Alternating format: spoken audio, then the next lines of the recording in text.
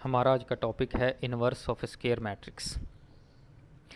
तो inverse find करने के लिए हमें डिटर्मिनेंट और एडजॉइंट का पता होना चाहिए, और एडजॉइंट फाइंड करने के लिए हमें माइनर्स और कोफैक्टर्स का पता होना चाहिए। तो सबसे पहले देखते हैं कि माइनर कैसे फाइंड करते हैं। M I J minor of A I J. M mean minor, I J position of the element, और एलिमेंट माइनर जो होता है वो हमेशा किसी एलिमेंट के अबाउट होता है। यानी कि आपके मैट्रिक्स में जितने भी एलिमेंट्स हैं हर एलिमेंट का एक माइनर होगा। अब ये माइनर फाइंड कैसे करते हैं? अगर हमारे पास एक मैट्रिक्स ए है, ये मैंने जर्नल मैट्रिक्स लिया है, A11, A12, A13, A21, A22, A23, A31, A32 and A33। तो कोई भी एक स्केयर मैट्रिक्स है। अब अगर हम माइनर इसका फाइंड करना चाहते हैं M21, यानी कि सेकंड रो और फर्स्ट एलिमेंट, फर्स्ट कॉलम का एलिमेंट जो है, तो उसके लिए हमें क्या करना पड़ेगा कि वही कॉलम और वही रो आप ख़त्म कर दें, बाकी के जो एलिमेंट्स हैं वो आप लिख लें।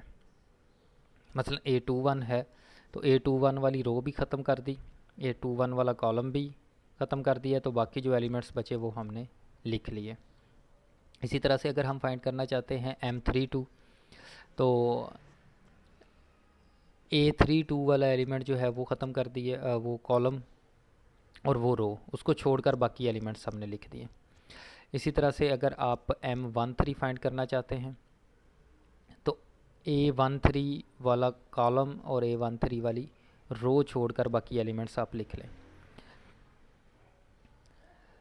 इसी तरह से कोफैक्टर कोफैक्टर को हम ए आई जे बोलते हैं। ए I J cofactor of small A I जे, ये एलिमेंट की बात कर रहे हैं। अब कोफैक्टर क्या होता है कि माइनर जो आपने फाइंड किया है उसका एक तो आपने डिटर्मिनेंट लेना है, और साथ में या तो प्लस का सिंबल लगेगा और या माइनस का सिंबल लगेगा। अब वो कैसे लगेगा? वो इस फार्मूले के तक -1 raise to power I plus J, I mean row और जे मीन कॉलम। मसलन अगर आपका जो एलिमेंट है या माइनर है वो A21 का माइनर है, तो 21 मीन आई प्लस जे 2 + 1 3 होगा तो माइनस लगेगा।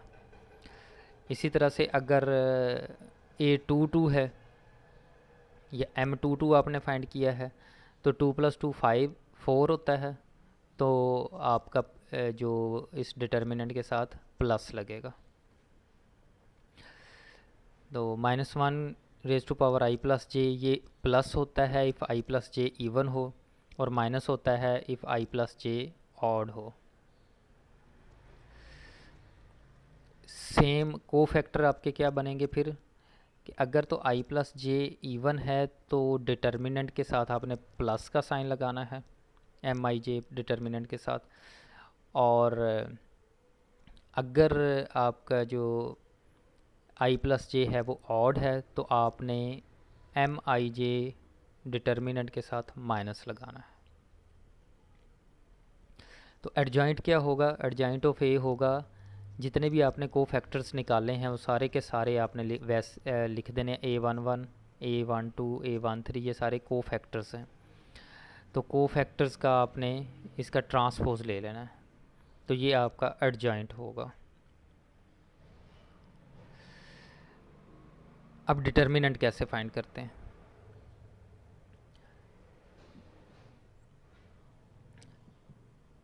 अब डिटर्मिनेंट फाइंड करने के लिए आपने कोई एक रो सेलेक्ट करनी है या कोई एक कॉलम सेलेक्ट करना है।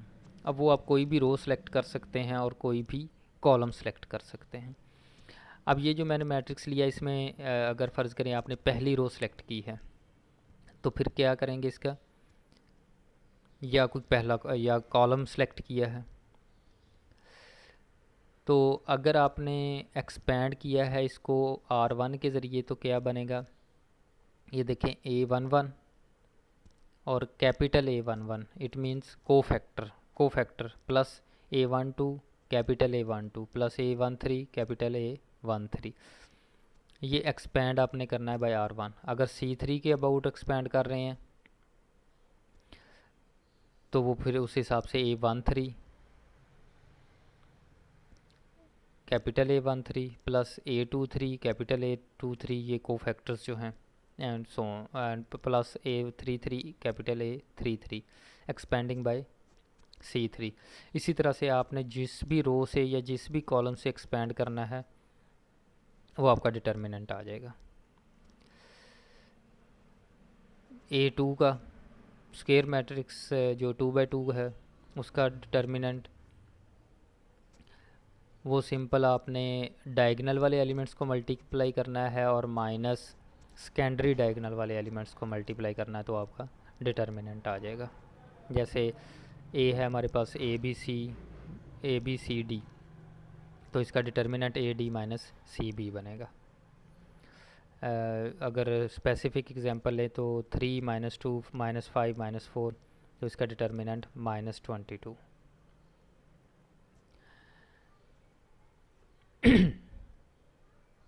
अब A3 यानी कि 3/3 का डिटर्मिनेंट देख लें जी कैसे। अगर हम फर्स्ट रो सेलेक्ट करें तो क्या आएगा,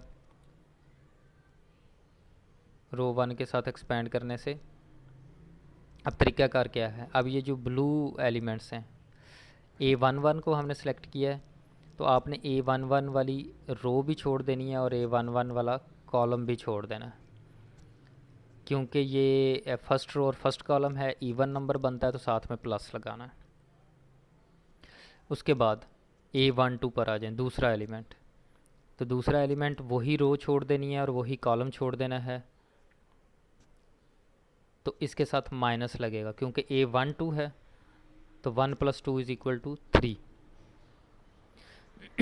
अब A13 लेंगे तो 1 + 3 = 4 बनता है, तो इसके साथ प्लस लगेगा। और आपने A13 वाला रो छोड़नी है और A13 वाला कॉलम छोड़ना है और इसका डिटर्मिनेंट। एग्जांपल करते हैं इसकी। हमारे पास ए डिटर्मिनेंट हमने फाइंड करना है 3 - 2 - 4 4 1 - 1 2 - 5 2। अब इसका डिटर्मिनेंट फाइंड करते हैं जी। पहली रो सेलेक्ट करते हैं कि पहली रो के ज़रिए हम इसको एक्सपेंड करते हैं, तो 3, अगर हम 3 लेंगे तो पहली रो और पहला कॉलम छोड़ देंगे, तो ये 1 - 1 - 5 2 बनेगा। उसके बाद -2 लिखेंगे और इसके साथ माइनस लगाएंगे। -2 तो एलिमेंट है, वो हमने एज इट इज़ लिखना है। और क्योंकि ये फर्स्ट रो और सेकंड कॉलम है तो 1 + 2 = 3 बनता है, तो ऑड के लिए हम माइनस लगाते होते हैं, तो -7 लगाएंगे तो ये रो भी छोड़ेंगे और ये कॉलम भी छोड़ेंगे, तो ये हमारे पास 4 - 1 2 2 आ जाएगा। इसी तरह से प्लस -4 आएगा तीसरा एलिमेंट और इसका फिर कोफैक्टर साथ आएगा। इसको हम सॉल्व करेंगे तो ये हमारे पास 99 आंसर आ जाएगा। अगर हम कॉलम सेलेक्ट करते हैं, थर्ड कॉलम सेलेक्ट करते हैं, तो फिर हम उसी हिसाब से इसको एक्सपेंड करेंगे। तो ये एक्सपेंड किया हुआ है, ये देख लें, और आंसर उसका सेम ही आएगा, उसमें कोई फ़र्क नहीं आएगा। आप चाहे जिस भी रो से एक्सपेंड करें, चाहे जिस भी कॉलम से एक्सपेंड करें। अब सेकंड कॉलम से अगर एक्सपेंड कर रहे हैं then same answer.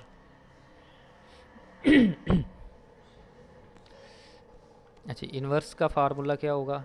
The matrix A inverse is said to be inverse multiplicative of square matrix A if A into A inverse is equal to A inverse A is equal to I. अब हम inverse find करना चाह रहे हैं जी, A inverse इसका find करते हैं। तो ए इन्वर्स का हमारे पास formula adjoint of A over determinant of A. If A determinant is equal to 0 then A inverse does not exist. So step 1 हम पहले डिटर्मिनेंट ही फाइंड करेंगे। तो डिटर्मिनेंट अगर इसका फाइंड करें तो वो हमारे पास बनता है 7, तो इसका मतलब है इसका डिटर्मिनेंट इन्वर्स एग्जिस्ट करता है। दूसरे नंबर पर हम एडजॉइंट फाइंड करेंगे इसका। तो एडजॉइंट का ये फार्मूला लिखा है, ये हम कोफैक्टर्स फाइंड करेंगे सबके। तो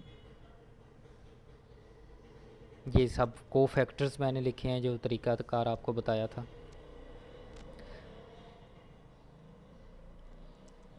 तो ये इसका एडजॉइंट हो गया, इसका हम ट्रांसपोज लेंगे तो ये 0 -1 2 7 -8 2 -7 13 5 -5, ये इसका एडजॉइंट हो गया।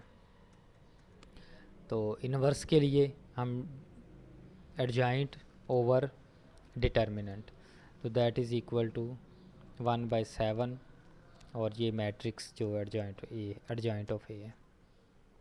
तो इसको हम मल्टीप्लाई भी कर सकते हैं 1/7 को हर एलिमेंट के साथ, तो ये इन्वर्स बन गया। अगर हम ए इन्वर्स को अब ए से मल्टीप्लाई करेंगे तो ये आइडेंटिटी मैट्रिक्स आएगा।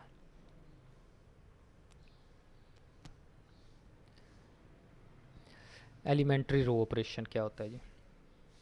एलिमेंट्री रो ऑपरेशन हम 3 तरह से कर सकते हैं। नंबर 1, हम किसी भी 2 रोज़ को इंटरचेंज कर सकते हैं।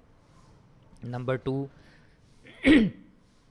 हम we can multiply a row by a non zero scalar. और number 3, multiple of a row can be added to some other row, यानी कि किसी एक रो को किसी नंबर से मल्टीप्लाई करके हम दूसरी रो में ऐड कर सकते हैं। तो ये 3 रो ऑपरेशंस हम परफॉर्म कर सकते हैं।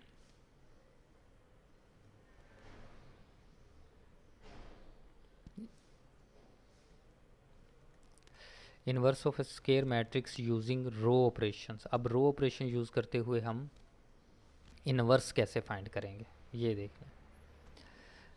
ए मैट्रिक्स है, क्योंकि ये स्क्वायर मैट्रिक्स होगा तो इसको हम ए एन लिख सकते हैं, यानी कि ए मैट्रिक्स ऑफ ऑर्डर एन। तो ए इन्वर्स हम फाइंड करना चाहते हैं। हम क्या करेंगे कि एक मैट्रिक्स में पहले ए एन लिखेंगे और साथ में आइडेंटिटी मैट्रिक्स लिख देंगे। मैट्रिक्स लिखेंगे और साथ ही उसके आइडेंटिटी मैट्रिक्स लिख देंगे। फिर हम क्या करेंगे कि ए एन को हम रिड्यूस्ड एचेलॉन फॉर्म में कन्वर्ट करेंगे। ठीक है, इस ए एन को हम रो ऑपरेशंस इस पर लगाएंगे, और रो ऑपरेशंस जो भी हम लगाएंगे वो पूरे या ए एन पर भी, मैट्रिक्स पर भी और आइडेंटिटी पर भी सेम रो ऑपरेशंस लगाएंगे जो भी लगानी होगी। और हम इस मैट्रिक्स ए को रिड्यूस्ड एचेलॉन फॉर्म में कन्वर्ट करेंगे। जब हम इसको रिड्यूस्ड एचेलॉन फॉर्म में कन्वर्ट करेंगे तो जो ये मैट्रिक्स बनेगा, आइडेंटिटी मैट्रिक्स की जो भी शेप बनेगी वो उसका ए का इन्वर्स बन जाएगा।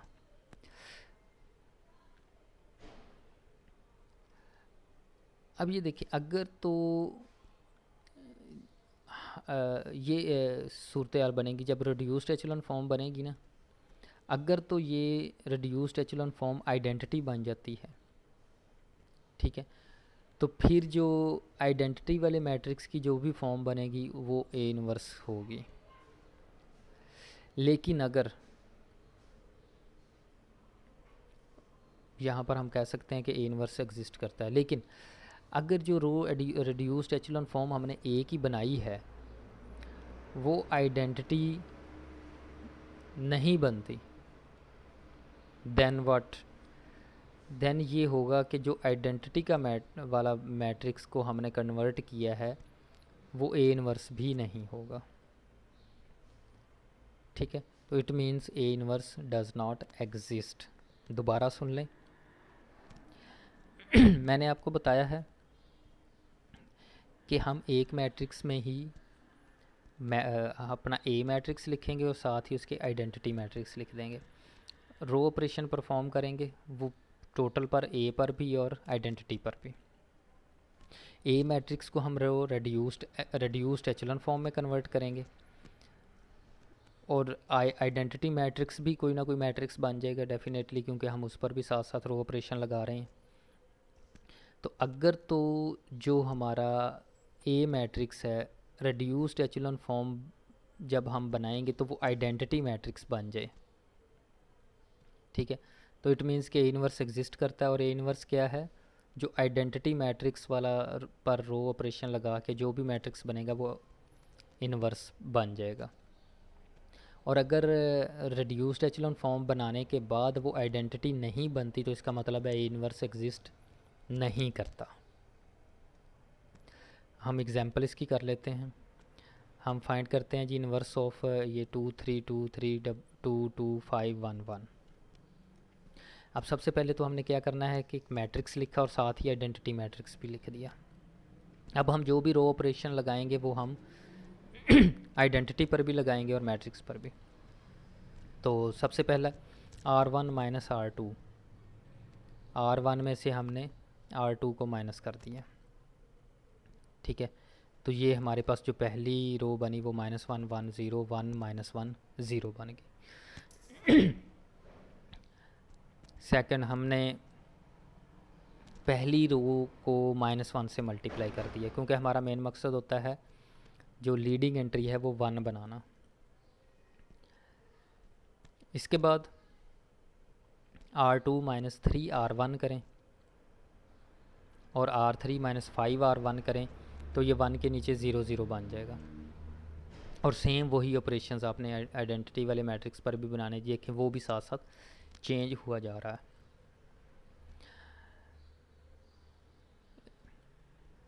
नेक्स्ट आप ऑपरेशन लगाएं जी R2 माइनस R3, उसके बाद -1 R2। तो ये रो ऑपरेशंस आप लगाते जाएं। उसके बाद R3 माइनस 6 R2,